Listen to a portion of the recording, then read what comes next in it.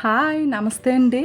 మన ఒంటికి ఎక్కువ వేడి లేకుండా మసాలాలు తగ్గించి, ఆయిల్ తగ్గించేసి చాలా టేస్టీగా మనం గుత్తొంకాయ కర్రీ ఎలా చేయాలో చూద్దామండి.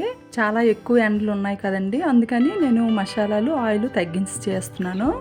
ఒక కళాయి పొయ్యి మీద వేసుకొని అందులో 1 టేబుల్ స్పూన్ ఆయిల్ వేసుకొని 1 టేబుల్ స్పూన్ శనగపలుకులు వేసుకొని సగం వేగిన తర్వాత అందులో ఒక 6-7 ఎండుమిరపకాయలు కారంకి తగ్గట్లుగా వేసుకొని ఫ్రై చేసుకోవాలి. అలాగే కొబ్బరి ముక్కలు తీసుకుంటున్నానండి, ఒక 3 టేబుల్ స్పూన్స్ ఉంటాయి.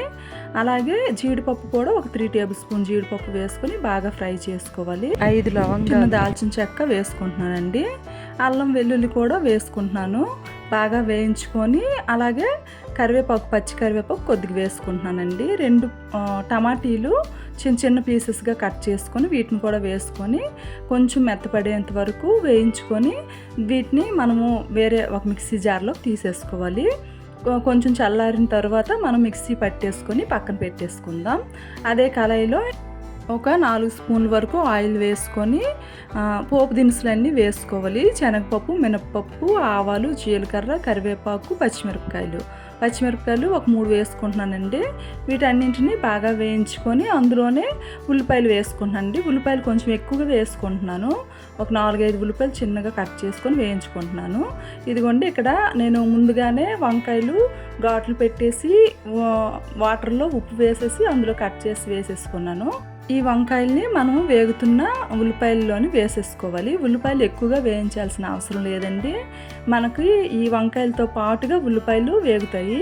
ఈ రెండింటిని సిమ్లో పెట్టేసుకొని మనము మూత పెట్టేసుకుంటూ బాగా కుక్ చేసుకోవాలి. చూడండి, ఇలా మనం కుక్ అయిన తర్వాత ఇందులో టేస్ట్ తగ్గట్లుగా ఒక 2 స్పూన్లు సాల్ట్ వేసుకుంటున్నాను. అలాగే 1/2 టేబుల్ స్పూన్ పసుపు కూడా వేసుకొని ఒకసారి కలిపేసి మరొక్క నిమిషం పొయ్యి మీద మూత పెట్టేసి వేయించుకొని అలాగే మనం మిక్సీ పట్టి ఉంచుకున్న మసాలాను కూడా వేసేసుకుంటున్నానండి. నేను ఇందులో ఇంకా గరం మసాలా ఏమీ యాడ్ చేయలేదు. ఒకవేళ మీకు గరం మసాలా వేసుకున్న పర్వాలేదు అనుకుంటే గరం మసాలా కూడా వేసుకోండి. ఇది బాగా ఫ్రై చేసుకున్న తర్వాత అందులో కొంచెం కొత్తిమీర వేసేసి సిమ్లో మరొక 2-3 మినిట్స్ వేయించుకొని మనం స్టవ్ ఆఫ్ చేసేసుకోవడమేనండి. చూడండి, ఎక్కువ ఆయిల్ లేకుండా చాలా టేస్టీగా మనకి గుత్తొంకాయ రెడీ అయిపోయిందండి. మనము ఇది రైస్తోని చపాతీతో కూడా బాగుంటుంది. ఒకసారి ఇలా ట్రై చేయండి. మీకు కనుక నా వీడియోస్ నచ్చితే ప్లీజ్ లైక్ చేయండి, సబ్స్క్రైబ్ అవ్వండి. Thank you.